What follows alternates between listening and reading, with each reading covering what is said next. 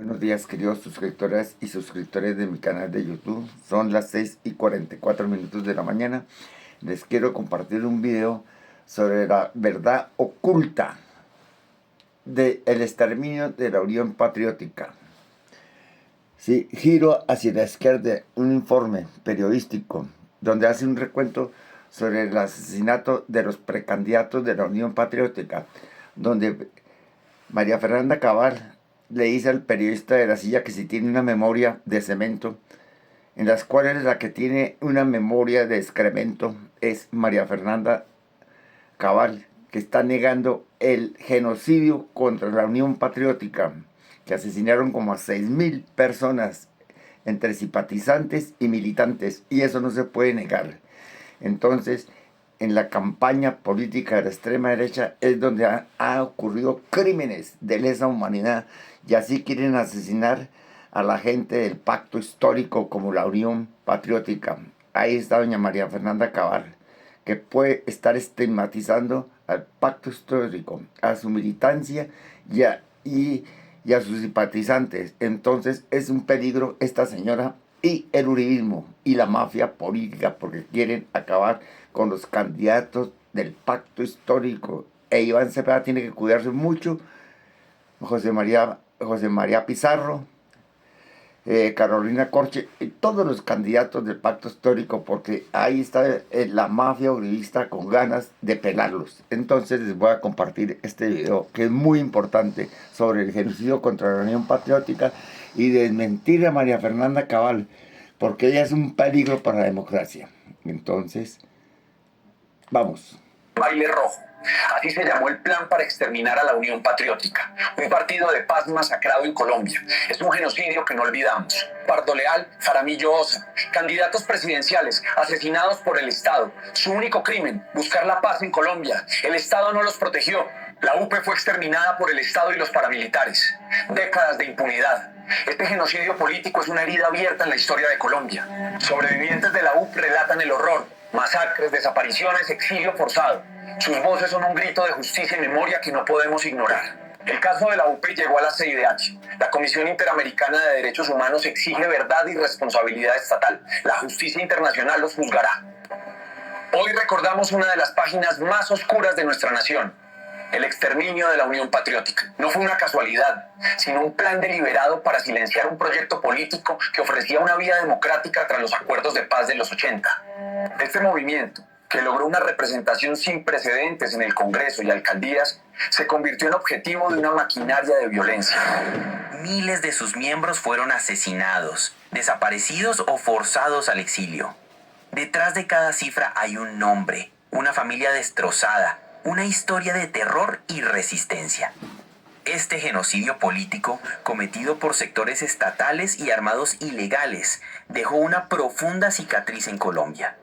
Hoy, las víctimas y sus familias siguen clamando por justicia y el reconocimiento de la verdad, no solo en nuestro país, sino ante instancias internacionales que buscan reparar este doloroso capítulo de impunidad. Su memoria nos obliga a recordar, a entender y a exigir que esto nunca más se repita en nuestra democracia. Conocer la historia del baile rojo es crucial para entender la Colombia de hoy. Si crees que la memoria de la Unión Patriótica debe ser reivindicada y que la verdad debe prevalecer, te invito a suscribirte a nuestro canal. Deja un me gusta si este video te conmovió y comparte este documental para que nadie olvide lo que pasó. Y ahora, la pregunta que incomoda. ¿Crees que a pesar de las décadas de impunidad, Colombia algún día logrará juzgar a todos los responsables del genocidio de la Unión Patriótica? Tu opinión es fundamental. Déjala en los comentarios. Para nuestros suscriptores mayores de 50, ustedes vivieron el terror del baile rojo. Recuérdenlo, compártanlo. Su testimonio es vital para que la verdad no muera jamás. Y a los más jóvenes, conozcan esta historia. El genocidio de la UP nos enseña que el odio político nunca debe repetirse. Su futuro depende de no olvidar el pasado. Esta madre, la viuda y sus hijos, como miles de familias en Colombia, mantienen en la soledad de su tragedia el recuerdo vivo de sus seres queridos. Ay, no, yo cuando vengo a esta tumba y miro a mi esposo y a mis cuñados, a mí me da mucha tristeza saber que ellos fueron matados fueron masacrados. Este niño, al igual que otros niños y niñas, vivió el horror del crimen aleve de su padre. Nos sobrepasaron y en el momento que estaban a la misma altura que nosotros, le dispararon a mi papá. Esta mujer y su familia, como cientos de familias, han buscado el exilio para huir del exterminio. Ya habíamos aprendido que las amenazas se cumplían y que no amenazaban solo por asustar.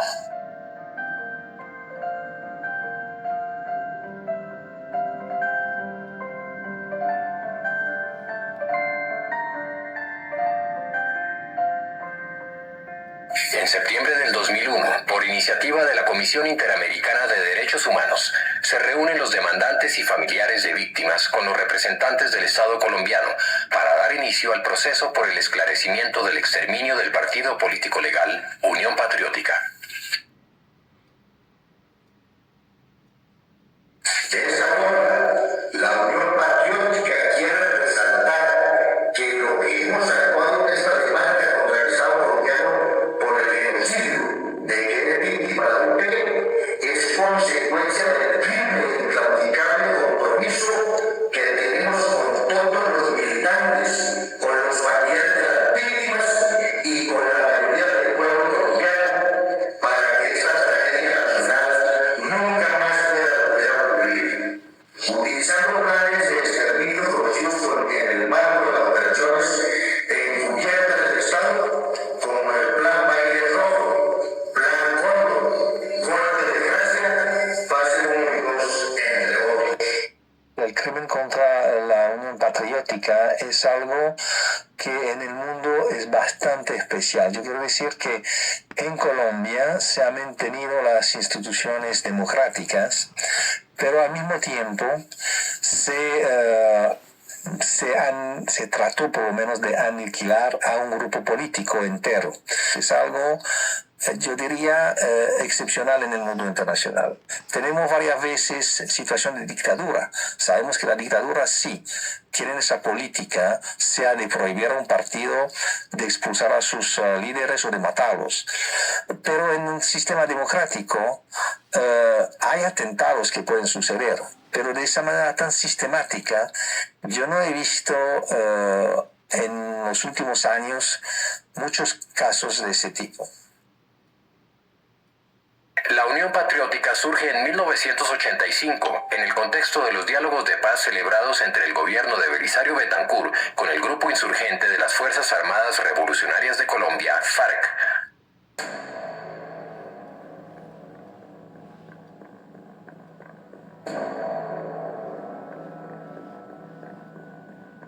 La Unión Patriótica surge en un diálogo que hace el gobierno con la FARC en el municipio de La Uribe, y allí se propone como un movimiento pluralista, convergente, diferente a los sectores tradicionales. Y esta propuesta es como una avanzada que hace la FARC con la intención de que una vez que lleguen a los acuerdos de paz con el gobierno, ellos podían involucrarse en este movimiento político y hacer una política civilista. En La Uribe, campamento del secretariado de las FARC, las partes acuerdan cese al fuego, tregua y paz, abriendo así la esperanza de poner fin a la larga y cruenta guerra interna mediante la negociación política.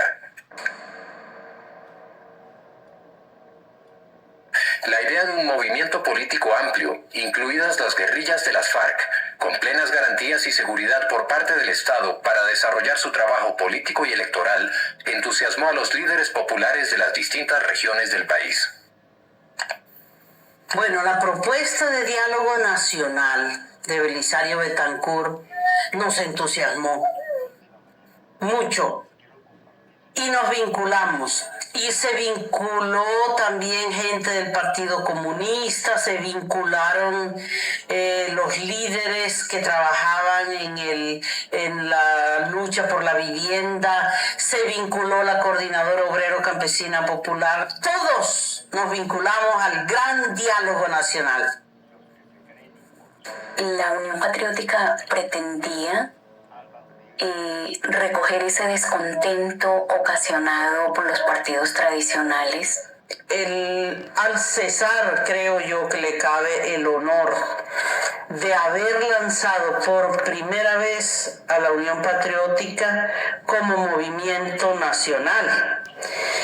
Esto ocurrió el 16 de junio de 1985 en Pueblo Bello, Cesar. Allí había gente de las FARC, eso es cierto, porque era con ellos la Unión Patriótica. Y lo que se había dicho era que la Unión Patriótica iba a ser el mecanismo, digamos, la organización a través de la cual la gente de la FARC se iría a vincular a la actividad política concreta. Entonces, ellos estaban allí y su presencia tenía una explicación. Pero pocos días después del lanzamiento de la Unión Patriótica en Pueblo Bello, fueron asesinados en Pueblo Bello 2 campesinos, pequeños propietarios, dueños de fincas y de ganado, en cuyas casas se habían alojado los delegados de la FARC al evento. Hombres trabajadores, generosos, amplios, que creyeron en una propuesta de la presidencia de la República y sin embargo fueron traicionados en su buena fe. Ese es el juicio que yo hago.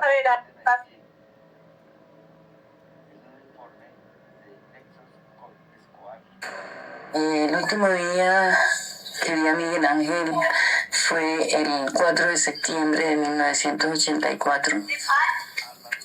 Él tenía que hacer un viaje a Puerto Boyacá, que es la región en donde se crearon los grupos paramilitares.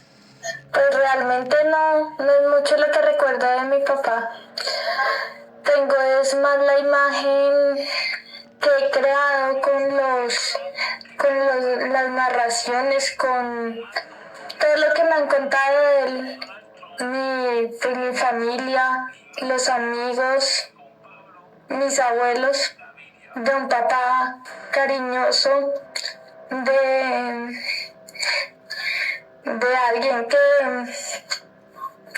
que estaba preocupado por la sociedad en la que vivimos y que quería darle pues a su familia y al resto de familias pues un país mejor, un país donde convivir, donde poder vivir en paz.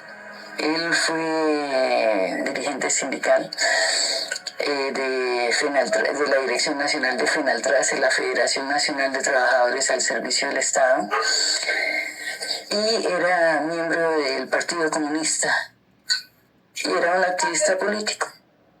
Desde el día que lo desaparecieron, él siempre nos daba de mesada, nos daba 25 pesos.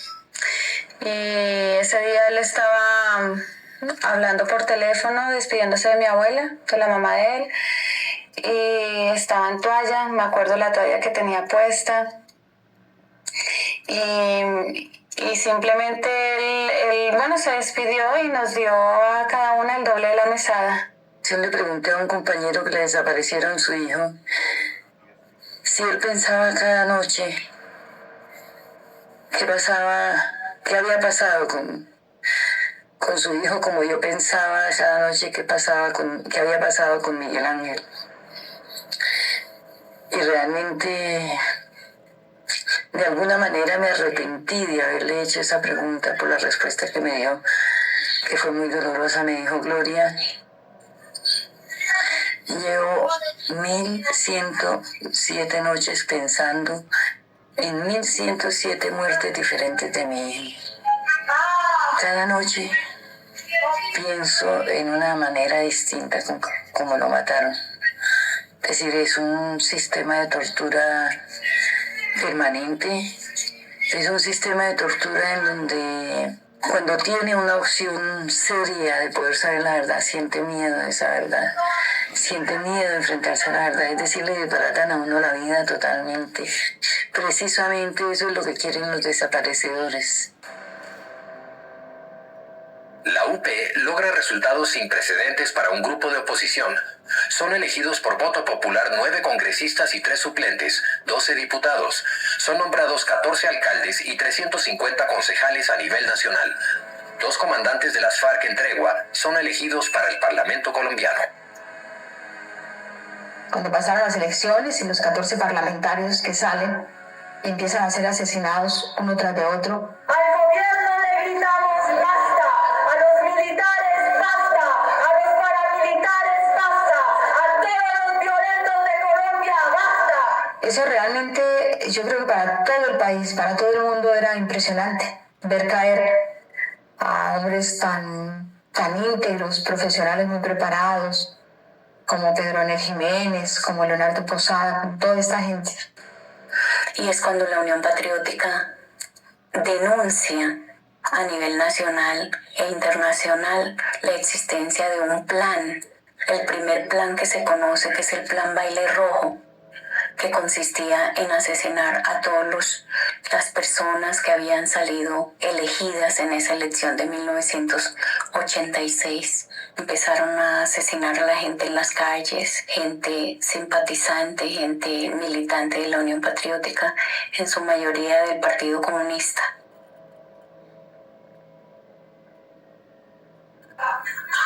Todo esto rompe la negociación.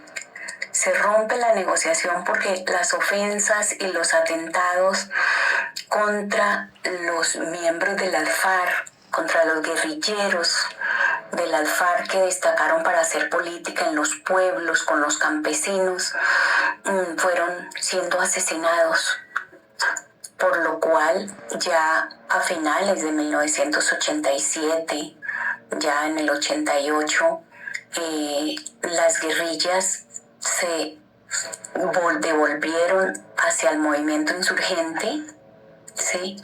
Y quedó la Unión Patriótica sin estos dirigentes guerrilleros. La Unión Patriótica con su propia dinámica, con su gente de la población civil, de la sociedad. Estamos pagando el tributo de la guerra sucia. Digo que ya también el partido de gobierno deja a sus mejores hijos bajo el desgobierno que lleva el nombre de Barco. Se han masacrado de la manera más salvaje a varios dirigentes y militantes de nuestro movimiento político.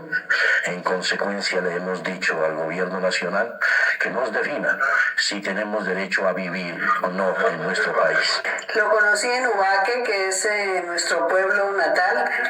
En el pueblo lo recuerdo como un muchacho alegre, muy inteligente, un hombre muy sencillo, muy querido por todos sus compañeros de colegio, sus vecinos. Era un hombre que a todas partes a donde él llegaba irradiaba alegría. ¡Ganaron! Él fue el fundador de Azonar Judicial. Adoró la carrera judicial, fue su vida. Con cada uno de nosotros quiso compartir momentos especiales. De acuerdo, cuando era presidente de Azonar Judicial, en las reuniones de sindicato en diciembre, nos llevaba a nosotros, muy bien vestidos, nos compraba un vestido, a cada uno diferente, nos presentaba a sus amigos, nos incluía en su actividad cotidiana. Cuando él fue retirado del Poder Judicial, le propusieron ser candidato a la presidencia por la Unión Patriótica porque sus amigos y sus compañeros sabían de las calidades y de las cualidades de Jaime. Un hombre limpio, un hombre claro, un hombre honesto y capaz. Él quería y creía que podía en este país lograr un país libre, un país armónico, un país lleno de oportunidades para la gente menos favorecida. Algunos estamos amenazados de muerte por nuestra fidelidad desde cuando éramos jóvenes a la patria, al pueblo, a los trabajadores y a la causa del socialismo. Él era una de las personas más amenazadas de aquí del país, a raíz de todas sus denuncias, a raíz de todo lo que él quería hacer. Nosotros sabíamos de las amenazas porque nos enterábamos por las noticias, por la radio, por la televisión y también por las llamadas telefónicas anónimas que se hacían a la casa de nosotros. Lo que denunciamos es de que sean utilizados desde fuera y desde adentro las Fuerzas Armadas para cumplir una función desestabilizadora, antidemocrática y de incitación contra el derecho político que tenemos todos los colombianos de expresar nuestra opinión. Nunca nos mostró tristeza, nunca nos angustió, nunca nos contaba realmente cuál era la dimensión del riesgo que él estaba corriendo y del peligro que él asumía todos los días cuando salía de su casa. Cuando salía se despedía de mí y me decía, chatica, no sé si nos volvamos a ver. El enemigo no olvida ni perdona, pero nuestra vida se la hemos entregado a los trabajadores. Ellos son sus dueños. Pero si en el evento de que el enemigo lograre arrebatarnos nuestra vida, bienvenida la muerte, porque sabemos indiscutiblemente que al caer nosotros de la unión de jóvenes patriotas saldrán los que nos deban respaldar, los que nos deban representar, los que nos deban reemplazar, los que sigan dirigiendo lo que el pueblo quiere, una Colombia feliz, llena de esperanza.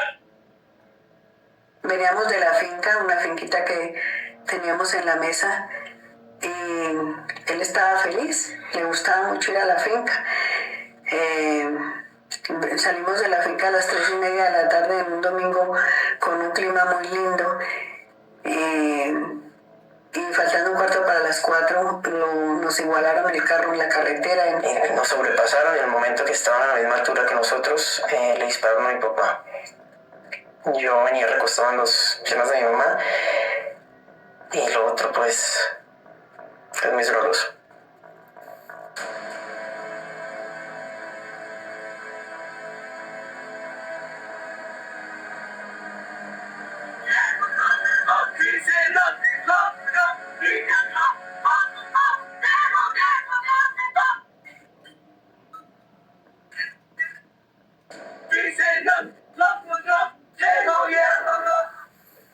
¿Por qué lo mataron? Por el temor que mi papá representaba para el establecimiento nacional, por las clases dirigentes, por la capacidad que mi papá tenía en denunciar a los criminales, por los deseos de cambio que tenía mi padre, por la voluntad de soñar en un país en paz. Ya cuando Jaime murió empezaron a matar a la gente seguido, todas las semanas, todos los días había muertos de la Unión Patriótica. Eso era una cosa selectiva, una cosa seguida, ¿no? Y a los que no lograban matar les hacían atentados. Eso fue terrible.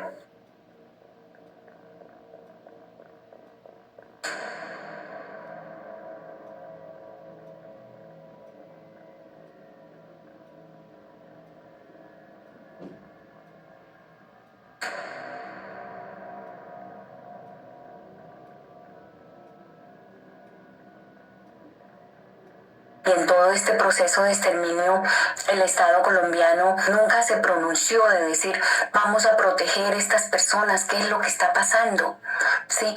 Ni hubo pronunciamientos de la Iglesia Católica, y así muchos líderes de este país que no se pronunciaron en esta masacre, en este exterminio. Se debe una explicación. Por esto este genocidio es un crimen de lesa humanidad, porque no solamente ha lesionado la vida de la gente, sus familiares, sus amigos, sino la conciencia ética de la humanidad, de la sociedad colombiana. Pues yo salí de Vistahermosa porque fui víctima de la violencia, donde me asesinaron 4 familiares. Mi esposo pertenecía al Partido Comunista.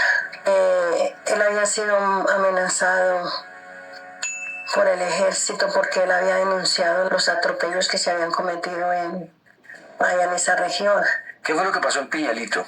En Piñalito fue un grupo de aproximadamente unas 25 personas. Irrumpieron aproximadamente a la 1 de la mañana llegaron a un establecimiento, a una gallera, y ametrallaron las gentes con un saldo de 14 muertos. Entonces de ahí vino el odio, el fastidio, la rabia, como lo quisieran tratar que era un auxiliar de la guerrilla. Entonces ya es cuando me torturan viva, porque me matan el primer hijo. Fue Gerardo Cañón Trujillo. En Puerto Rucas salió a vender 3 cargas de plátano y un hombre llamado Luis Antonio le buscó una riña y lo mató. Y de ahí se refugió en el batallón 21 Vargas. Luego en el 86, a los 4 meses, me asesinan el otro. Él se llama Nelson Cañón Trujillo. Eso fue a las 8 de la mañana. Todo el pueblo miró. Entonces es cuando ya el ejército se tira de la camioneta. Entonces lo acorralan ahí. Y cuando ya le pegaron los primeros tiros, los rafagazos, él cayó. Y al río botaron los tenis. Entonces él apareció encima de una carpa militar, las botas militares, una pistola y una granada.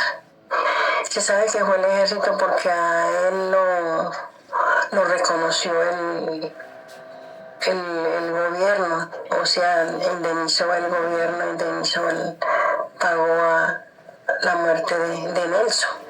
Entonces yo sí, ya cuando miré que ya cayeron 2, le dije yo, ay Julio, yo me voy, porque de pronto acaban con todos, yo me voy. Entonces, con el dolor del alma y todo, me tocó dejar la finca, salir con lo que teníamos encima. Llegamos aquí a Bogotá y de posada por allá de un amigo.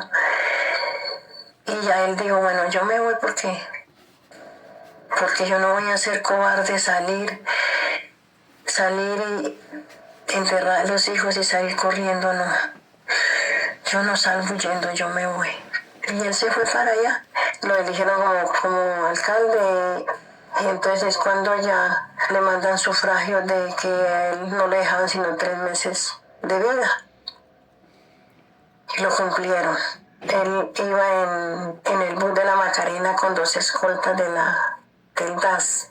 Yendo de San Juan para abajo, pasó un carro, una camioneta negra que se le atravesó al bus. Entonces obligaron a la gente, a los pasajeros, 30 pasajeros, los bajaron a todos y los tendieron en la carretera boca abajo, bajo el primer escolta del DAS. Y se humilló, les decía que por no lo fueran a matar y esto, y entonces lo acostaron allá. Luego después baja el otro escolta del DAS y él va a sacar el carné para identificarse. Entonces cuando lo matan, lo rafaguean y quedó muerto un escolta del DAS. Y ahí ya se bajó mi esposo y es cuando lo matan. A manos del ejército fue asesinado mi esposo. Entonces yo fui y denuncié y entonces el Estado reconoció el asesinato y entonces me indemnizó. El otro hijo, que está desaparecido hasta este tiempo, se llamó Vladimir Cañón Trujillo, que vivíamos aquí en Bogotá y muy mal económicamente, y nosotros pues solo sabemos laborar la tierra, trabajar en el campo, y entonces para él era duro ya la ciudad.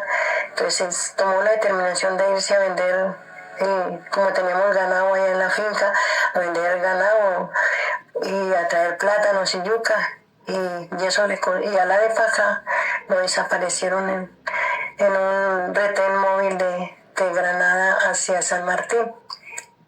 Exactamente el 18 de abril del 87 recibimos la terrible noticia de que Antonio Quirós, Toño Quirós, había sido asesinado en Becerril. Toño Quirós era un hombre muy especial. Era conservador Era un hombre jefe de hogar con su mujer, sus hijos. Él pensaba que la Unión Patriótica pronto iba a ser el movimiento nacional que iba a transformar el país. José Francisco Ramírez Torres se había destacado con lujo en sus intervenciones.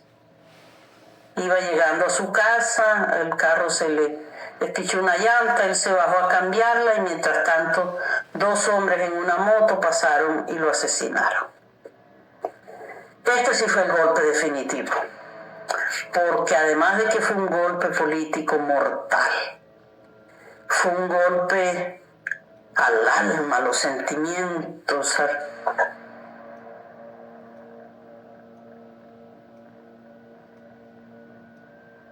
Fue mortal.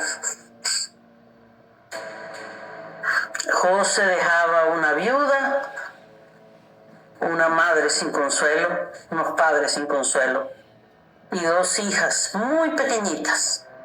La muerte de José Ramírez, además de llenarnos de miedo, de pavor, entramos en una época de pánico colectivo.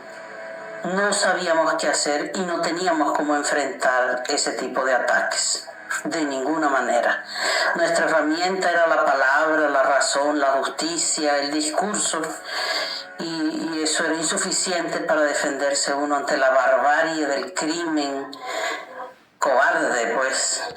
Hubo compañeros que decidieron que en Colombia no había condiciones para luchar por las transformaciones que el país demandaba por la vía legal, a través de un movimiento cívico, a través de un movimiento amplio, que eso no era posible, era su visión.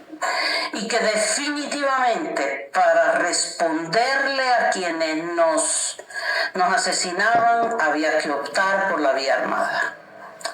Esos compañeros se vincularon a la insurgencia. Nosotros lo lamentamos, nos pareció terrible y nos dolió mucho. Era como si se hubieran muerto también. Pero no había más que hacer sino respetar su decisión. Y para todos resultó muy dura la decisión de Ricardo Palmera. Él era siempre un hombre íntegro, un hombre culto, muy ilustrado. Y yo creo que si las cosas no se hubieran dado como se dieron en contra nuestra, Ricardo se hubiera destacado en la vida política colombiana con mucho éxito y hubiera aportado mucho a las soluciones de los problemas colombianos. Bueno, yo me acosté, al día siguiente me despertaron en la mañana con la noticia de que en el antejardín de la casa había una corona de flores, que en el centro de la corona había una calavera de un perro y que estaba una bandera con los colores de la Unión Patriótica. Yo ni siquiera quise ver eso, pero desde luego era una advertencia clara. Bueno, ya habían transcurrido algunos meses, yo inclusive había empezado a trabajar como profesora de una universidad en Bogotá. De repente me sorprendieron nuevas amenazas de muerte. Comunistas de mierda, todos tienen que morir. Después decían, otros días llamaban y decían, ustedes son de la Unión Patriótica, guerrilleros de la FARC, todos se van a morir. Cosas así. Yo sabía que no había alternativa. Ya habíamos aprendido que las amenazas se cumplían y que no amenazaban solo por asustar, que amenazaban para advertir que iban a matar.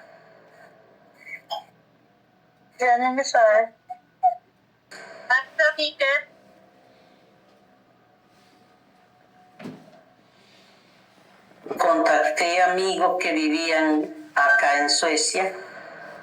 Logré hablar con ellos por teléfono, nos escribimos varias veces y fueron ellos los que me orientaron y me informaron acerca de la posibilidad que yo tenía de venir a Suecia y solicitar asilo político. Stora grupper med, och därför kommer jag vädja till eleverna att vara jättesnäll nu emellan.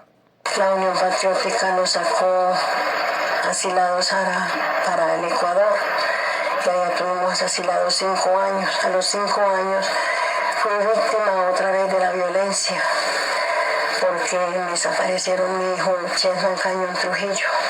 Cuando lo torturaban a mi hijo, dice él que a él no le decían que a él le hacían estas torturas porque no me habían cogido a mí y a mi hijo mayor. Y que ellos me necesitaban era a mí, para cortarme en la lengua, para que dejara de denunciar, para que dejara de hablar. He perdido 3 hijos y mi esposo. Y mis 4 hijos, 2 tengo en Canadá, asilados, 1 en el Ecuador, y mi hija menor, y yo que me encuentro acá.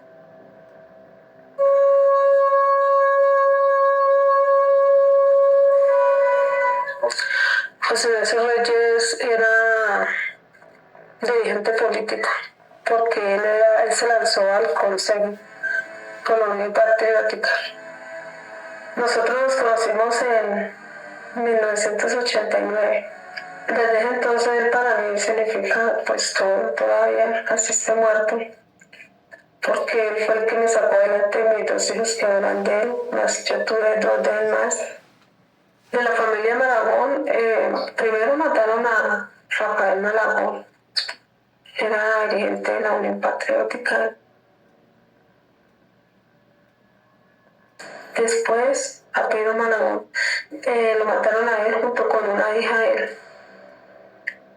Después de Pedro Malagón asesinan a mi esposo, José Ignacio Reyes, junto con Francisco Reyes y Nidia Reyes.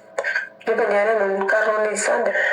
Pues bajaron en la Ruta 5, cogieron a mi esposo, a mi cuñada y a mi cuñado, los masacraron. A mi esposo le echaron así en el brazo. Yo fui a Granada a preguntar quién mató a mi esposo y por qué, si o fue confundido o de pronto por qué lo hicieron. Fue donde el señor personero. El señor personero me dijo, espera un momento con la respuesta. Yo estaba ahí afuera, me senté y me llevó fue un documento diciéndome que a mi esposo y a mis cuñados los habían matado por problemas ideológicos y políticos en el marco del conflicto armado interno. Yo le dije, señor personero, hágame un favor, ¿y qué quiere decir esto? Entonces él llegó y me dijo, eso es de la guerra que estamos viviendo. No fue más la respuesta. Y a pesar de que estaban matando tanta gente de la Unión Patriótica, de que caía uno asesinado, el otro amenazado, el otro quedaba sin piernas, el otro quedaba en silla de ruedas, semejante tragedia tan espantosa, la gente no se despegaba de su sitio de compromiso, digámoslo así. Y porque a lo último era pelearse también un espacio político en un país de una intolerancia inimaginable. Sin embargo, guardamos las esperanzas, el entusiasmo, el interés. Y de pronto, bueno, las otras elecciones, iba entonces Bernardo para la presidencia y la simpatía crecía muchísimo.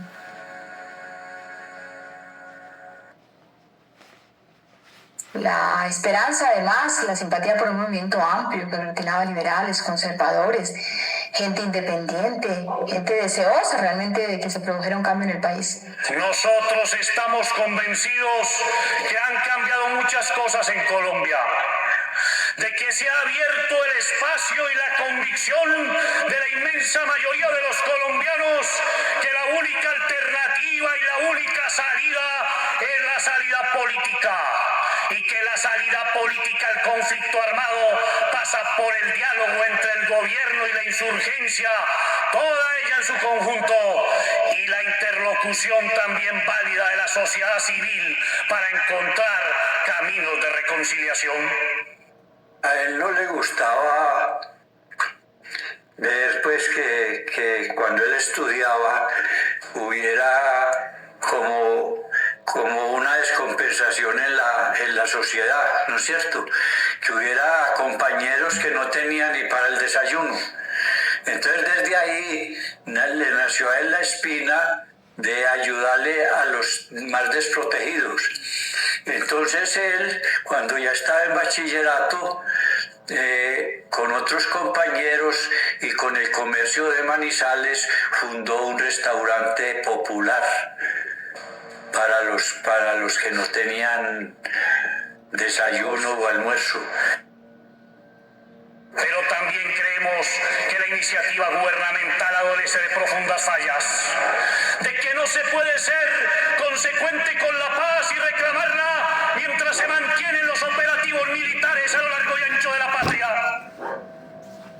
de que no se puede ser consecuente con la paz y hablar de paz mientras no se combate efectivamente a los grupos paramilitares, de que no se puede hablar de paz ni ser consecuente con la paz cuando no se castiga ejemplarmente a los miembros del Estado comprometidos en la violencia contra la población civil. Cuando yo conocí a Bernardo era un parlamentario, uno de los parlamentarios más fogosos y más sobresalientes del Congreso de Colombia. Era representante a la Cámara por el departamento de Antioquia, presidente de la Unión Patriótica y uno de los hombres más amenazados del país. Pero también he reseñado que Colombia no soporta otra experiencia como la de nuestro movimiento, la Unión Patriótica, como la del Frente Popular, como la de luchar, que han pagado con la vida de sus principales dirigentes su decisión de la lucha por la democracia en condiciones de legalidad. Era un hombre de cambio, un gran demócrata, un demócrata integral. Era un componedor, era un hábil político, era un visionario. Pero hoy en Ibagué también tenemos que precisar la convicción de la Unión Patriótica de que en la otra ala del conflicto, en la insurgencia armada colombiana, no se puede quedar en sus reiterativas cartas y llamamientos a la paz, de que el movimiento insurgente tiene que dar pasos precisos y serios para aclimatar un ambiente de diálogo. Bernardo salió el 13 de marzo elegido senador de la República. Ese 22 de marzo, que era un jueves, 8:15 de la mañana, íbamos de viaje a Santa Marta. Él iba a preparar el pleno del Partido Comunista y de la Unión Patriótica para iniciar la campaña a la presidencia. La Unión Patriótica lo lanzó a él después que mataron a Galán. Lo lanzaron como candidato a la presidencia de la República y cogió mucha fuerza. Fueron unas elecciones, una campaña muy dura, porque en esa campaña murieron 3 candidatos a la presidencia: Luis Carlos Galán, Carlos Pizarro y mi Bernardo. Ese día, como siempre, salimos hacia el aeropuerto. Bernardo no quiso ponerse el chaleco antibalas. Salimos muy rápido, llegamos. Cuando entramos a la puerta del puente aéreo, me tomó de la mano y empezamos a caminar. Cuando llegamos a la droguería en el puente aéreo frente, sentí unos disparos y sentí, porque no vi a lo lejos un agente de policía. Yo pensaba que era un robo. Los escoltas, que éramos 16, uno de ellos me empujó. Yo caí encima de Bernardo, él ya estaba herido, él rompió los vidrios de la droguería y yo caí encima de él. Yo estaba en la cocina haciendo el desayuno, fabricando el desayuno y oyendo radio cuando dieron el aviso: atención, atención, acaban de un atentado contra el doctor Bernardo Jaramillo Osa en el aeropuerto, en el terminal del aeropuerto del Dorado.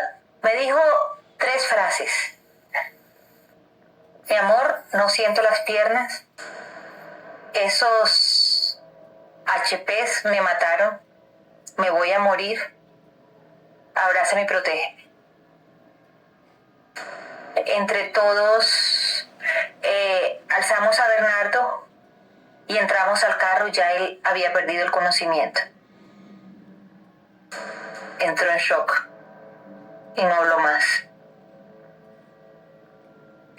Que en ese momento nos hubiera provocado estar muertos juntos con él, porque eso es muy doloroso. Él murió a los 34 años, tenía 34. Era un joven que le gustaba el tango, la salsa y el rock. Compartimos muchas cosas, muchas alegrías, muchas tristezas cuando mataban pues a nuestros compañeros. La parte personal soñábamos con tener una familia normal, en poder caminar en un parque, salir cogidos de la mano. En la parte política, tener un país en donde la gente tuviera bienestar económico, donde no hubiese hambre, pero también donde hubiese tolerancia y respeto por las ideas ajenas.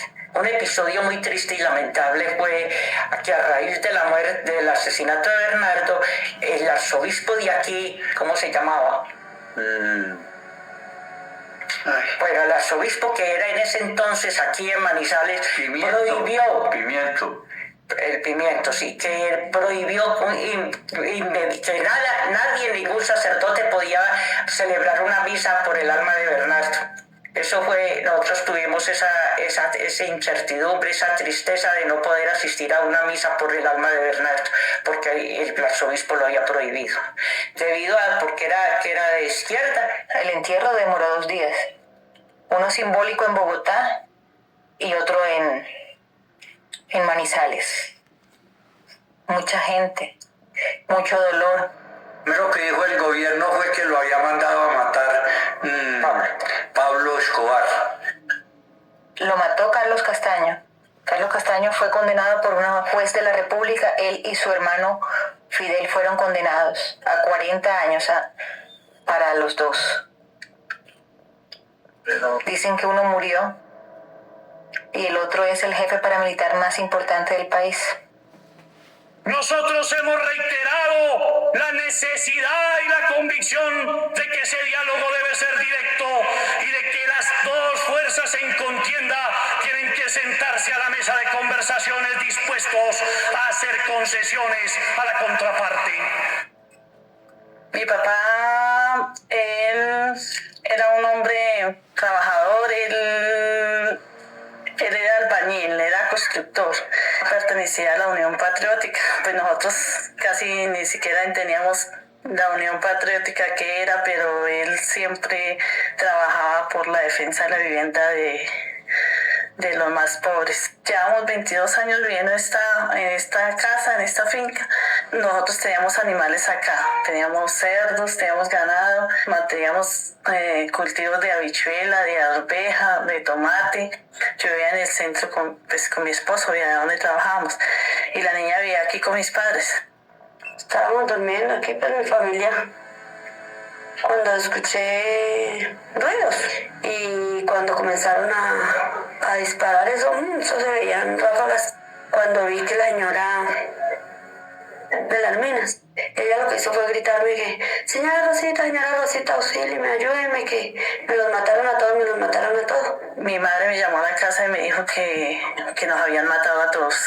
Lo único que pensé era en mi hija. Eso fue a las 2:45 de la mañana, y ya cuando llegamos aquí, pues lo único fue que encontramos a toda la familia muerta, tendida aquí en este piso. Pues ahí se alcanzan a ver los balazos, y estaba mi padre y estaba mi hermano, los tenían tendidos ahí, y ellos les habían pegado un disparo por la parte de atrás. Estaban en pantaloncillos, estaban totalmente desnudos.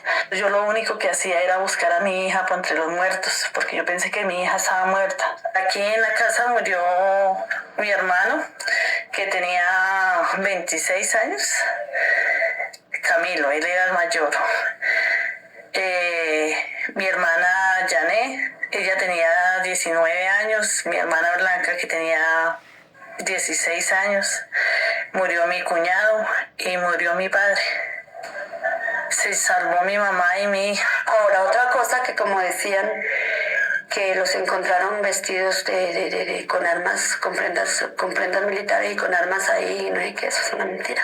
Es una mentira porque nosotros nos dimos cuenta, o sea, no solo yo, mucha gente, y en ningún momento ellos estaban cada uno con su pijamita, con su pantalonética como dormían, ¿no? Salieron varios titulares. Nosotros tuvimos una sorpresa porque donde ellos habían matado a 6 guerrilleros. Realmente los guerrilleros fue las personas que sacaron de la cama en pijama, los sacaron, los torturaron, los volvieron nada y sinceramente los amasacraron porque no tenían, si acaso una macheta era lo que había aquí en la casa, porque ellos mismos probaron que aquí en la casa no había nada.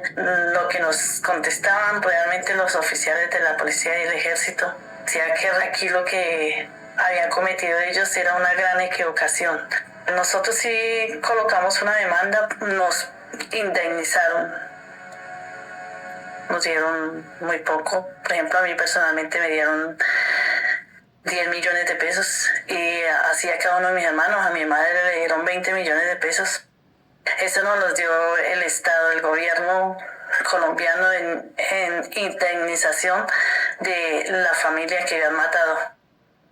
Nuestro abogado, el doctor Eduardo Umaña Mendoza, después de que nos sacó el caso, lo mataron. Fue víctima de un atentado en su apartamento, pues fue acribillado también. Por iniciativa de Manuel Cepeda, salimos para el Consejo de Bogotá en las elecciones del 92. En el Consejo estuve periodo y medio, es decir, 3 años completos, y luego en la segunda elección duplicamos la votación y estuve la mitad porque pues en mayo, el 7 de mayo me dispararon. Y bueno, ya sabíamos que me tocaba, porque eso parecía como subir al cadalso. Nosotros sabíamos ya quién seguía. Siempre la lista las encabezaba Manuel, las encabezaba Ida.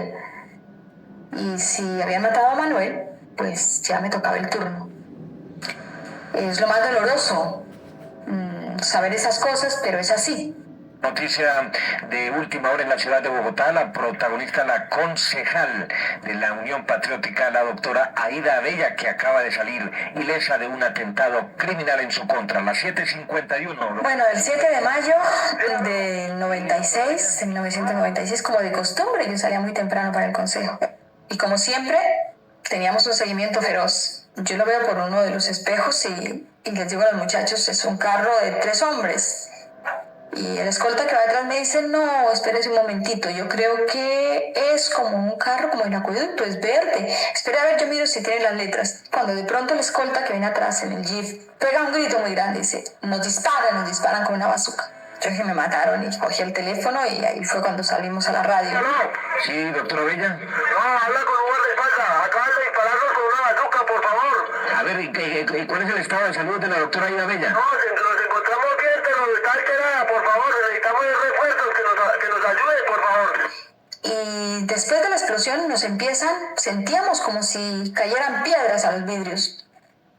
Y resulta que nos estaban disparando los 3 nos disparaban con revólveres después del roque.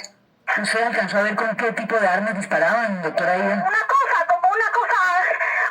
larga, como un tubo largo disparaba. No era revólver, no. Como una bazooka, sí. Una cosa terrible. Por favor, hagan algo.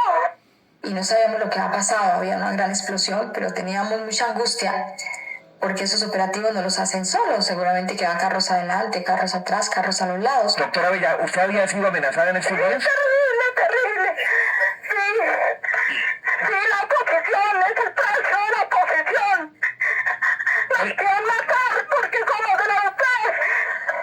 Estas cosas pues lo hacen a uno tomar decisiones que a lo mejor nunca hubiera tomado. La decisión de salir del país. 23 años con amenazas, 3 veces había salido del país porque habían grupos que me iban a matar y la 4ª vez me dispararon, milagrosamente no hicieron el blanco. Yo creo que el exilio es parte de la vida en otra parte, tal vez en condiciones muy diferentes, muy distintas, pero de pronto también tan estimulante y con un compromiso también de trabajo inmenso. Aquí no paramos de trabajar por Colombia y vivimos para volver. En este país, como dice Aida Abella, las investigaciones de la fuerza pública llegan hasta la puerta de los batallones y nosotros pensamos que que no valía la pena seguir corriendo el riesgo aquí en Colombia, que había que sacarlo a una instancia internacional. Entonces, Reinicia y la Comisión Colombiana de Juristas, junto con la Dirección Nacional de la Unión Patriótica y el Partido Comunista, acudimos a la Comisión Interamericana de Derechos Humanos en búsqueda de justicia, en búsqueda de que el Estado asumiera la responsabilidad por el exterminio de la Unión Patriótica. La Comisión Interamericana produce entonces en 1997 su informe de admisibilidad del caso. Es un caso dramático, donde hubo con gran especificidad alegaciones por parte de los peticionarios de la responsabilidad del Estado, indicando que hasta el momento cuando la comisión dio trámite a la petición, que no había ningún detenido, no había realmente avances serios en la investigación de las matanzas de militantes, ex candidatos presidenciales, senadores, alcaldes de la Unión Patriótica. Entonces, la comisión en la fase de admisibilidad solamente determina que se han agotado los recursos de la jurisdicción interna o se ha aplicado una excepción a la regla de previo agotamiento y que sí es verdad lo que afirma el peticionario. Esto puede constituir violaciones de la Convención.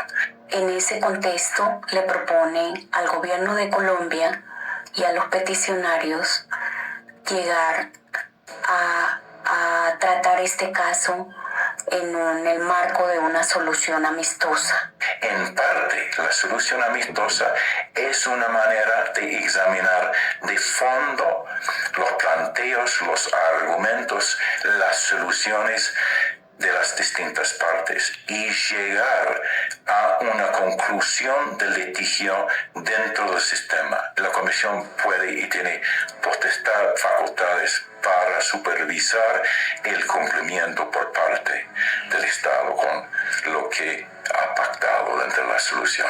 Nosotros radicamos este caso el 16 de diciembre de 1993 con 1.163 homicidios. De esos 1.163, en estos momentos hay cerca de 3.000. Pero en las investigaciones que hemos hecho ya en terreno, esa cifra va aumentando. Este proceso ha tenido muchas dificultades. No es fácil cambiar la mentalidad política, la cultura política del establecimiento, sobre todo porque continúa la persecución contra los sobrevivientes. La memoria de las víctimas merece ser honrada y merece ser dignificada. Los colombianos jóvenes deben saber quiénes fueron esas víctimas, seres humanos nobles, bien intencionados, que luchaban por las vías legales para superar los problemas del país. Yo sí quiero que hagan justicia por lo que pasó. Quiero que hagan justicia, que no se impune la muerte de estos 6 familiares.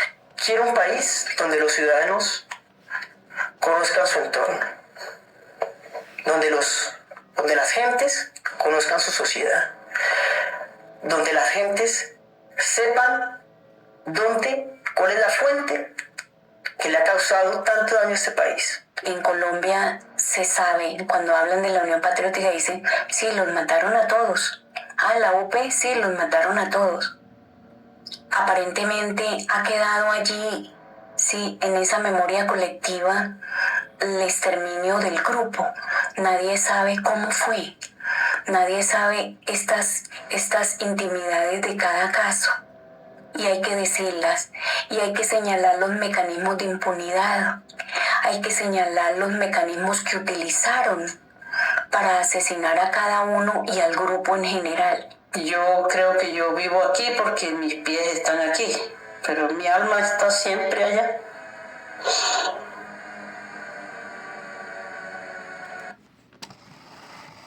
Bueno, queridos suscriptores y suscriptoras de mi canal de YouTube, este informe periodístico es muy lamentable y triste ver de que murieron asesinados como 6.000 dirigentes políticos, simpatizantes y militantes de la Unión Patriótica. Así quieren asesinar y exterminar a los militantes y simpatizantes del pacto histórico, la extrema derecha, el uribismo y las mafias. Y María Fernanda Cabal está negando un hecho histórico, que fue un crimen de Estado, y trata muy mal al periodista de la Silla Vacía, que Silla Vacía siempre ha estado en contra del presidente Gustavo Petro y del progresismo, pero esa señora niega lo que fue una verdad real, la desaparición y asesinato de los militantes de la Unión Patriótica. Y paz en su tumba a todos los 6.000 asesinados por las balas asesinas de la clase política de extrema derecha y del uribismo. Y si les gusta este video, por favor suscríbanse a mi canal de YouTube, darle un me gusta, un comentario y reproducir mis videos. Y suscríbanse a mi canal de YouTube, @P_G_P_B, Pedro Pinilla, sociólogo. Muchas gracias por este informe periodístico y que le pongan mucha atención y saquen sus conclusiones. Feliz día y buen provecho en su alimento. Gracias.